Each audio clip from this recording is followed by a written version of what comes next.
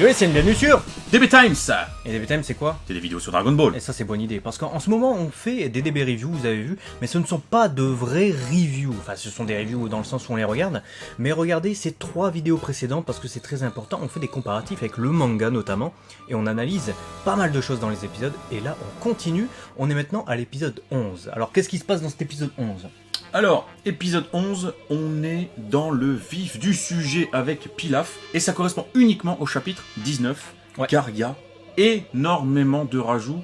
Il n'y a pas d'autre terme que énorme. Ouais, l'épisode débute pourtant avec une narration identique à celle du manga, donc narration de Joji Yanami, et qui explique ce qui s'est passé dans l'épisode précédent. On voit notamment des images de l'épisode précédent pour la première fois, et on débute avec un rajout de Mai Eshu qui cherche la dernière Dragon Ball dans la voiture Silver Star de Yamcha. D'ailleurs, ça m'a surpris de voir que quand on passe sur le passage où Goku et les siens sont enfermés, et ben la phrase de Yamcha en fait qui dit on s'est fait totalement enfermer, et ben elle est prononcée par Bulma dans l'épisode. C'est totalement enfermé dans le sens emprisonné. On précise, il y a des gens qui vont être enfermés où? Dans la voiture. Quelques gags dans la foulée aussi avec Goku qui sait pas du coup ce que c'est que le piège Wana, Banana. Il comprend pas ce que c'est ce mot, comme d'habitude un Goku qui est un paysan, et là c'est vrai qu'il est pas familier avec le mot Wana, Bulma doit lui expliquer, et puis il y a des blagues qui sautent, alors il y a cette blague qui est rajoutée, mais d'un autre côté il y a des blagues qui sautent, notamment la blague de Mai avec le caca, référence à Dr Slump, il y a notamment la blague qui reste lorsqu'elle parle des boules de Yamcha. Voilà, les boules doivent être entre les jambes de ce jeune homme, voilà, et puis la regarde. La boule, enfin la Sushinshu. Voilà, c'est ça. Mais la blague du caca saute, de même que la référence au magazine Weekly Shonen Jump que fait Pilaf en disant oui, nous sommes dans un magazine sérieux, blablabla, etc. Comme là, c'est la série animée, évidemment, ce n'est pas publié dans un magazine, ça passe à la télé. Eh bien, ça a été zappé, donc ça me paraît assez cohérent finalement. Le public n'aurait pas forcément saisi la vanne. Je pense donc, aussi. Voilà, on a aussi encore une fois un rajout, parce qu'on vous l'a dit, il y en a beaucoup, où Yamcha exécute son Rogakufuken et Goku le Janken. Voilà, on croit qu'ils vont s'affronter, mais en fait non, ils tentent ensemble de détruire le mur, tout simplement. Ouais, et à côté de ce rajout, on a quand même une blague de Yamcha qui était pourtant culte dans le manga, où Yamcha dit parlons secrètement du mystère des crottes de nez, donc Hanakuso no Himitsu Soto Hanakuso, mais cette blague a été coupée dans l'anime, on l'a pas du tout. Voilà. Et dans la foulée, boum, Pilaf se présente. Voilà, c'est cuté. Dommage parce que j'aime bien cette vanne. Ouais, donc on a des trucs rajoutés, des trucs enlevés, mais pourtant le truc le plus peut-être vulgaire entre guillemets de cet épisode n'est pas coupé. Il s'agit évidemment de Bulma qui fait un gros fuck, un gros doigt d'honneur. C'est conservé dans l'animé, alors que voilà, on aurait pu s'attendre à une autre interprétation. On a aussi ce genre de doigts d'honneur qui sont conservés dans DBZ, mais évidemment, fallait s'y attendre, ça a été censuré dans plusieurs versions à travers le monde, notamment la version française. Qu'est-ce que la version française n'a pas censuré? Il faudra me le dire, il y en a énormément de choses. Ensuite, tension renforcée au moment où Pilaf dit qu'il va faire des cochonneries à Bulma.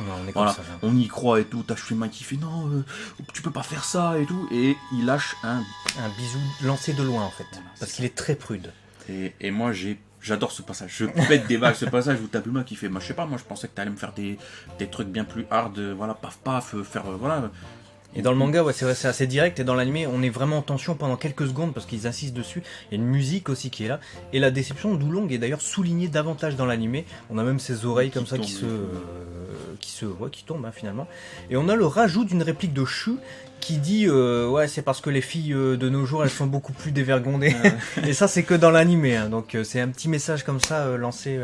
On enchaîne du coup rapidement, juste avant Laikatch, on a Mai qui essaye de réveiller Pilaf qui s'est endormi à cause de son gaz soporifique qu'il a lui-même sorti.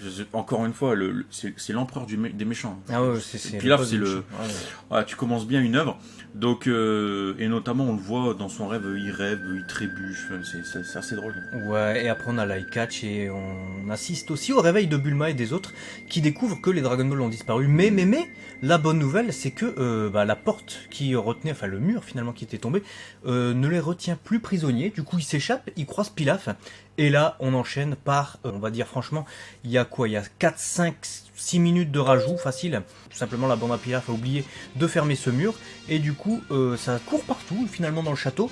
Et on a une grosse référence du côté de Pilaf qui utilise un piano un piano qui contrôle un billard pour essayer de piéger le groupe de Bulma et Goku. Et c'est certainement une référence au film Tommy de 1975 dans lequel joue Elton John. Elton John d'ailleurs porte des habits assez similaires à Pilaf dans ce film, ou plutôt l'inverse, puisqu'il a un chapeau comme ça très coloré. Donc c'est très certainement une référence à ce film. Et on peut aussi trouver une autre référence avec la grosse boule géante qui poursuit tout le groupe, qui pourrait être inspirée d'Indiana Jones, qui date de 81. Donc il y a pas mal de références finalement dans cet épisode, dans ces petits rajouts, donc c'est sympatoche. Voilà, ça casse pas trop pattes à un canard, mais voilà, ça fait le café. Ça fait zizir.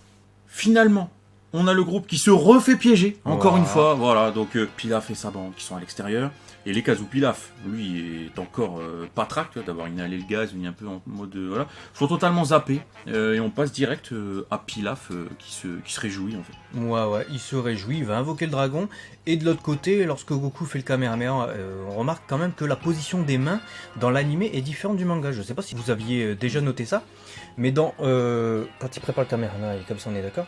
Dans l'animé, les mains sont comme ça, donc elles sont inversées, alors que dans le manga, elles sont comme ça. C'est impossible à faire, c'est impossible à cadrer quand il les met comme ça. C'est impossible à cadrer, on est tellement serré ici, putain de sa mère. On fait ce qu'on peut. Je vois la critique arriver, voilà. Il s'énerve tout seul. Il s'énerve tout seul. Bon, donc, on disait quoi du coup ? Ouais, et remarquez qu'il y a un passage de l'épisode 8 qui est réutilisé quand Goku fait le Kamehameha. C'est le fameux passage du premier Kamehameha. Yes. Celui où Goku a deux mains droites, vous savez ? Voilà, c'est celui-là qui est réutilisé. Et après, on a Puer et Oolong qui se transforment pour s'échapper, parce que le Kamehameha parvient quand même à casser un peu le mur. Un peu. Et donc il passe à travers. Et systématiquement, lorsque Puer et Oolong se transforment dans l'animé, et ça on l'avait peut-être pas noté avant, mais ils disent Henge, qui veut dire métamorphose, changement, transformation. C'est un peu comme Henshin, sauf que c'est Henge. Voilà. C'est le même Hen. Et ce qu'il faut dire, c'est que c'est pas dans le manga. Donc voilà, c'est bien à savoir, dans l'anime ils disent Henge. Pourquoi ? Peut-être pour que les enfants imitent dans la cour de création. Ouais, peut-être. Henge. Ouais, peut-être. C'est C'est possible, mais c'est toujours sympathique. Et pour terminer l'analyse d'ensemble de cet épisode sur l'animation, c'est Uchiyama, voilà, qui est et sa même team que d'habitude, sauf que on a un petit changement qui est opéré sur le fait que Kadota remplace Shirosu en tant qu'animateur clé. Ouais, 4 animateurs clés comme d'habitude, toujours pas Uchiyama en tant qu'animateur clé, mais une petite équipe qui fait quand même du travail assez sympathique. Qu'est-ce que t'as pensé de l'animation de cet épisode 11, où notamment ça court partout avec c'est ça, en fait, les boules de billard, les trucs comme ça. C'est une animation essentiellement basée sur ça, en fait. C'est toujours ça court, ça va à droite à gauche. Quelques attaques effectivement sur les murs, mais c'est des réutilisations plans réutilisés réutilisées, surtout, donc on peut pas forcément isoler ça. Ça va, c'était bien, mais à un moment donné, ça va un peu partout aussi, quand avec cette histoire de pinball, tu sais, avec le pachinko, ça fume un peu partout, donc je mettrais 3,5, c'était un peu... Ouais, je mets 3,5, mais moi j'ai trouvé ça correct. Et au scénario, on avait Yasushi Hirano qui a donc imaginé toutes ces références, hein. C'est peut-être lui qui a fait le lien avec les films, Indiana Jones, Tommy, etc. Donc c'est bien senti de la part de Yasushi Hirano, donc je mets 4. Pareil, je mets 4. C'est bien d'avoir de la culture dans des... Exactement. Et la réal de Daisuke Nishio était vraiment très correcte, j'ai trouvé. Et assez belle, notamment lorsqu'il s'agissait du rêve de Pilaf qui se faisait, il se fait sortir de son rêve, hein, littéralement, par Mai, qui lui dit on a réuni les 7 Dragon Ball, etc. Je trouvais ça plutôt sympa.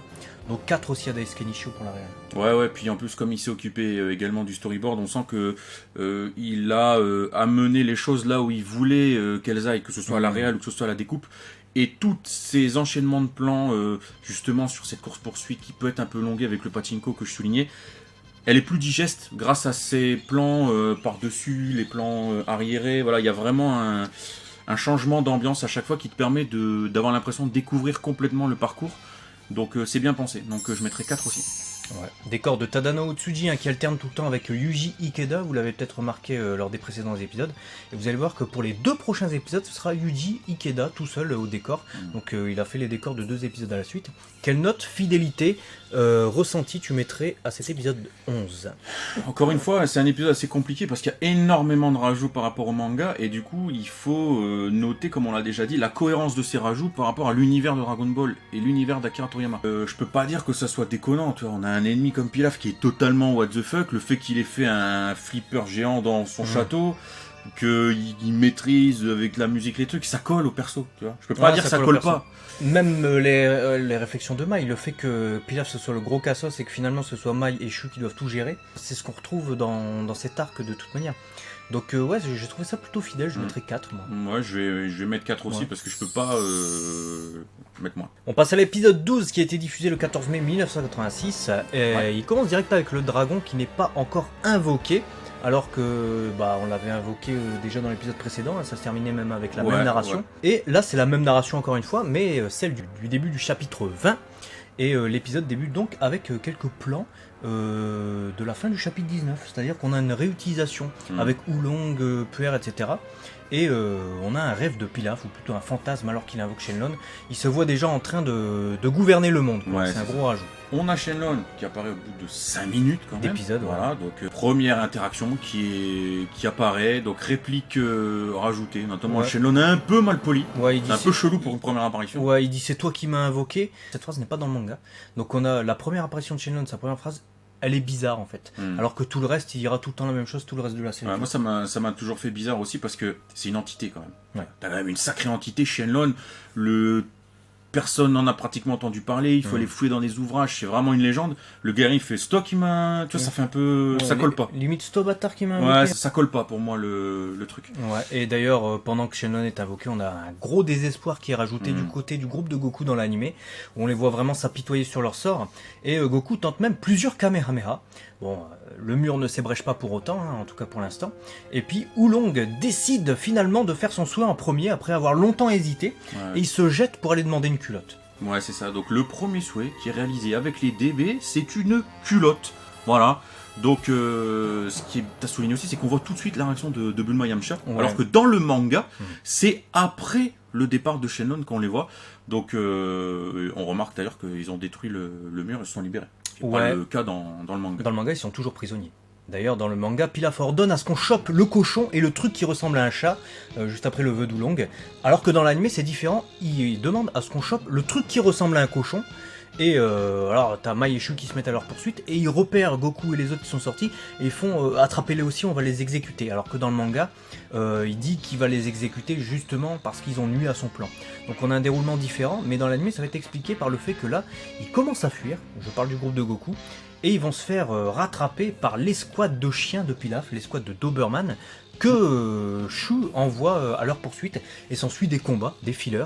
Donc on a facilement 3-4 minutes comme ça de rajout, avec les combats contre les Doberman, mais finalement, Yamcha et Goku doivent abandonner parce que Bulma est prise en otage. Et du coup, pour revenir sur ce que tu disais un tout petit peu avant, ça justifie justement ce changement de pièce dans l'animé, puisque dans le manga, c'est simplement le désir de les exécuter en les faisant rôtir au soleil, qui fait qu'ils se retrouvent justement dans une pièce avec des murs d'acier et une grande vitre incassable, à resituer. Et lorsque Yamcha teste la solidité des murs dans le manga et qui dit putain c'est des murs en acier on peut rien faire, et ben là c'est Oolong qui prononce sa phrase une nouvelle fois. Donc encore une fois Yamcha perd une phrase au profit d'un autre personnage. Je sais pas pourquoi ils ont décidé de ça 2 épisodes à la suite. Ouais, va savoir. En tout cas, là où le chapitre 20 se termine, l'épisode, lui, enchaîne avec les événements du chapitre 21. Goku et Yamcha tentent de sortir, mais n'y parviennent pas. Il n'y a rien à faire. Et la mise en scène du café, d'ailleurs, avec Pilaf, qui le renverse sur ses cartes, parce qu'on le voit vraiment jouer aux cartes avec Mai et Shu dans le manga. J'ai trouvé ça vraiment très intéressant de la part de Yoshihiro Ueda ou de Toshiko Arisako. À mon avis, c'est Ueda qui a voulu une ambiance un peu plus sombre à ce moment-là, et Arisako qui a mis ça en œuvre avec son storyboard. J'ai trouvé ça intelligent. Ouais, en fait, ça fait très cinéma. C'est-à-dire, tu vois ça souvent dans des films, tu vois, c'est vraiment des trucs qui sont là pour poser une ambiance, poser un truc où là, tu vois, il est méchant, il arrose son truc. Moi, j'ai bien aimé aussi. Je trouve que c'est super bien fait. Et d'ailleurs, pour insister sur la réalisation, la fin de l'épisode est vraiment très très réussie niveau réalisation. On peut féliciter vraiment ce qu'ils ont fait lorsqu'on apprend la mort de Son Gohan, de quelle manière il a été tué par un monstre donc qui apparaîtrait les nuits de pleine lune, soi-disant. Et là, on a vraiment toutes les interactions entre Goku et le groupe de Bulma qui écoute ce qu'il dit, qui sont vraiment soulignés à mort. Déjà dans le manga c'était bien rendu, mais alors dans cet épisode... Ouais, je suis d'accord. Même là, la réal a fait le choix des fois de séparer, d'avoir ils sont dans le fond quand ils ont peur, tu vois un Goku, voilà, c'est vraiment... Ça mérite un 5 ça. Ça mérite un 5. Tu m'as devancé, donc ça mérite un 5. L'épisode d'ailleurs, juste pour préciser, se termine avec la fin du chapitre 21, même narration. Ouais. Donc top, donc ça mérite un 5 à la réal. Ça mérite à l'animation une bonne note aussi, parce que de manière générale, c'est assez bon. D'ailleurs, on a en animateur clé, on a Ebisawa, Tominaga et Kusuda sur cet épisode. Ebisawa qui d'habitude corrige, et bah là, Ebisawa était en tant qu'animateur clé également sur l'épisode qu'il a supervisé. Et c'était plutôt correct. Donc franchement, à ce niveau-là, il n'y a rien à dire. Tu mets 3,5 à l'animation ? Ouais, je mets 3,5, parce que pour moi, la réal, elle a vraiment surperformé. Et l'animation, je pense qu'elle était un petit peu sublimée aussi par la réal. Donc voilà pourquoi je mets 3,5. Je suis assez d'accord, je mets 3,5 également à l'animation. Elle était correcte honnêtement, c'était du Ebisawa, mais c'était cool. Et le scénario donc de Toshiki Inoue, qui a rajouté donc l'affaire avec les Doberman, qui a rajouté des répliques, échangé certaines répliques, et renforcé encore les interactions entre Pilaf et ses subalternes, etc. J'ai bien aimé le rajout avec les chiens qui auraient pu être un peu gonflants, mais ça ajoute de la consistance à Shu. Ouais. Un petit peu, tu vois. Ça lui donne de la consistance dans l'anime. Ouais. C'est-à-dire, voilà, il siffle, c'est lui en tant que chien, renard, tu vois, qui appelle entre guillemets sa race. C'est une sorte de Shiba Inu. Mais tu vois, ça fait un peu genre, il appelle sa race entre guillemets. C'est pas sa race du coup vu que c'est des Doberman, mais. Ouais, mais c'est un chien, la race tu m'as compris dans l'idée, des canins, si tu préfères. Et voilà, donc non, j'ai bien aimé, donc je vais mettre 4,5 au scénar. Moi je mets 4, c'était plutôt cool. Et du coup, fidélité. Fidélité, c'est un peu pareil que l'épisode précédent. Il y a des rajouts, mais toujours dans cette même idée de respecter les caractères de chacun, voire même de les renforcer. Bon, à part Yamcha qui se fait squeezer sur certaines choses, ça mérite malgré tout un 4 parce que ça, c'est pas déconnant. On reste dans un fil conducteur. 3,5 pour moi, et vous noterez que c'est le tout premier épisode à dévoiler une transformation dans Dragon Ball, à part évidemment les métamorphoses de Puer et de Oolong, ou la transformation en carotte de Bulma. Une vraie transformation comme on les connaît. Et on passe à l'épisode 13 de Dragon Ball. La grande transformation de Goku, diffusée pour la première fois le 21 mai 1986, qui correspond au chapitre 22 et 23. On a un rapide résumé en images avant de voir l'écran titre. Il n'y a pas de narration d'ailleurs. C'est chelou. Non, il n'y a pas de narration. D'ailleurs, s'ensuit rapidement un rajout de réplique aussi, avec Pilaf, qui comprend pas tout de suite ce qui se passe. Le gars il fait « c'est laisse-moi dormir » et tout. Alors que t'as un saint géant qui lui détruit son château. Et il fait « c'est bon, laisse-moi dormir » et tout. C'est ça. Ça reste fidèle. Rajout aussi de passage avec Mai et Shu qui tentent de lutter contre le saint géant en balançant des tatanes et des coussins, mais ça marche pas. N'importe quoi. Il balance même la lampe et tout. C'est n'importe quoi. Ça. Donc non, ça c'est sympa. Du coup après on a aussi des scènes justement rajoutées où on a toujours ce gang de Pilaf qui essaye d'échapper à l'Ozaru qui détruit tout sur son passage. Et au même moment on a Yamcha et les autres qui s'échappent. Ouais, ils parviennent à s'échapper. Mais on a des scènes bonus, on va dire, dans l'anime, puisqu'on voit que Yamcha ne veut toujours pas toucher Bulma, parce que c'est une fille, et vous savez, il est timide envers les filles. Et donc c'est grâce à Oolong finalement, grâce à un coup de tête d'Oolong qui propulse Bulma en dehors du château, qu'elle parvient à s'échapper. Donc aide d'Oolong, et on va ressouligner ça un peu plus tard dans la review, vous allez voir. Et c'est pas mal parce que c'est une interprétation de l'anime, parce que le manga tu vois juste le plan où saute Bulma. Ouais. Donc c'est pas déconnant en tant que tel de se dire comment elle a sauté. Ouais. Voilà. Aussi, le moteur de l'avion qui ne démarre pas, alors que dans le manga lui démarre direct. Là ça pose vraiment une tension. Tension renforcée au moment où Bulma chute, ce qui n'est pas du tout le cas dans le manga. Elle chute, elle se blesse à la cheville, et là Yamcha hésite toujours à la prendre sous ses bras, et c'est Oolong qui encore une fois intervient et fait « mais putain qu'est-ce que tu fais, on va se faire niquer !» Enfin il dit pas ça comme ça, mais vous avez compris le truc. Et du coup sans l'aide d'Oolong, Yamcha n'aurait pas été jusqu'à porter Bulma pour courir. Donc là on voit interaction encore renforcée, et Yamcha qui commence à changer à ce moment-là. Ouais. Et ça c'est intéressant pour la fin de l'épisode, vous allez voir. Et Oolong prend quand même beaucoup d'importance.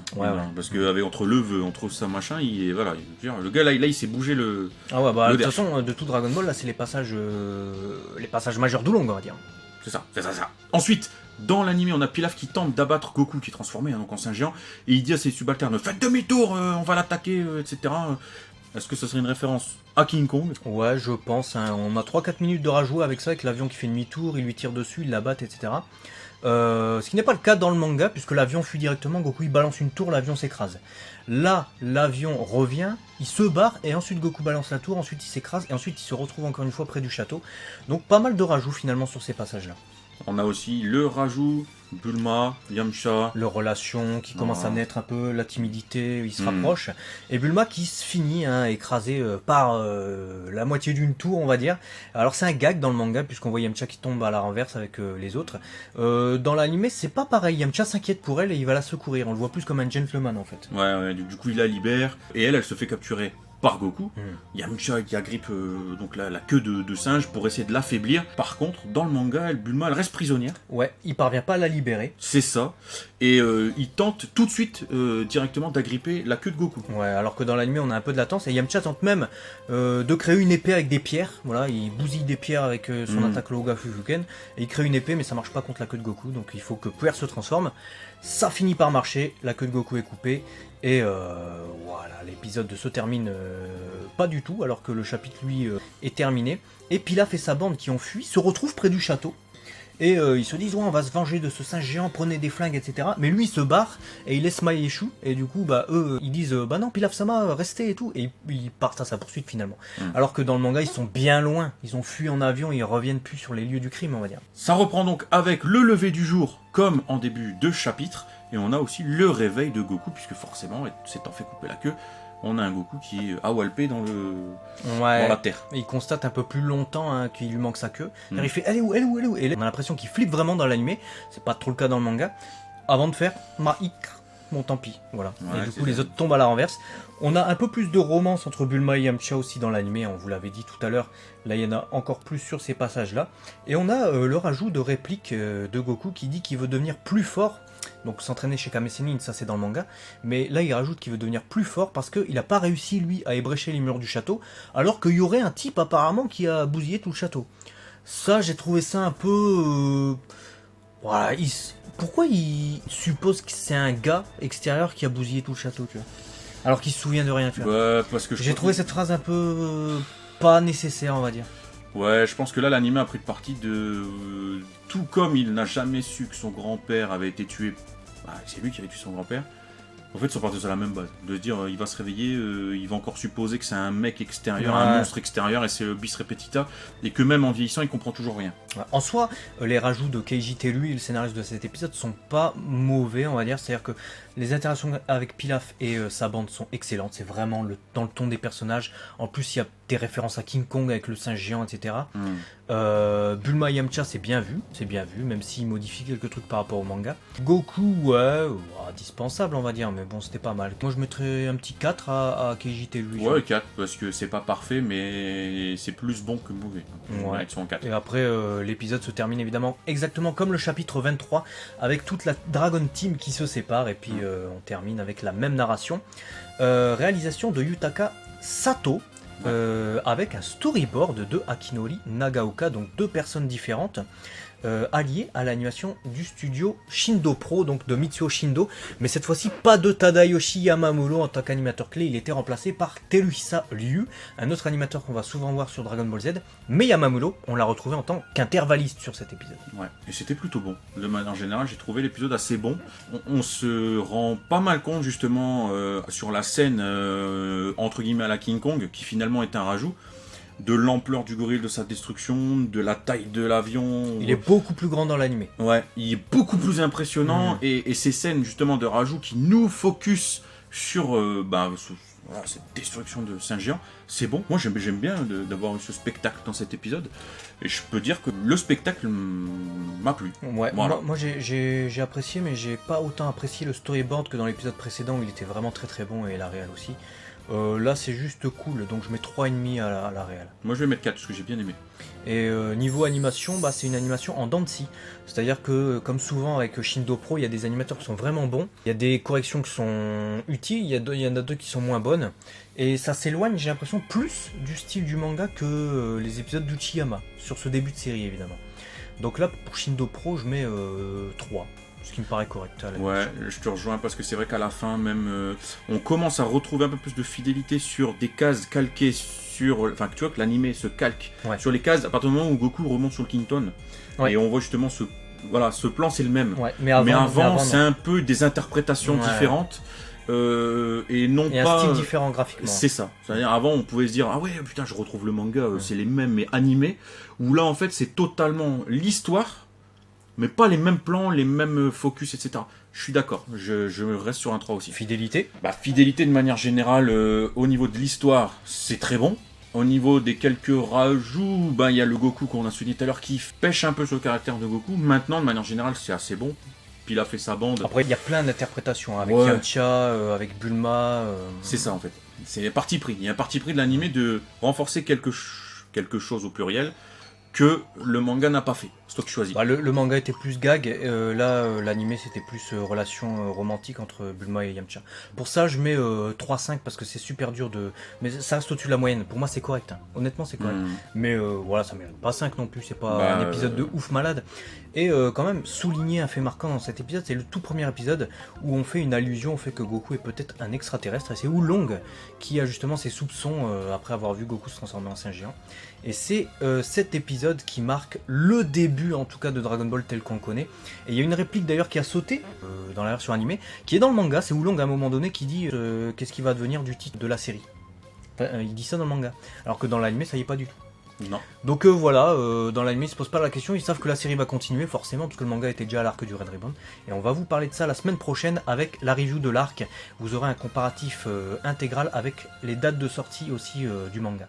Ça va vous intéresser, j'en suis sûr. Et ça, c'est bonne idée. C'est bonne idée. Abonne-toi pour ne rien louper, surtout active la petite cloche parce que sinon tu n'auras pas les notifications parce que c'est random en ce moment sur YouTube. Deux précautions, pas le mieux qu'une. A très vite sur DB Times. Et Matane. à très vite sur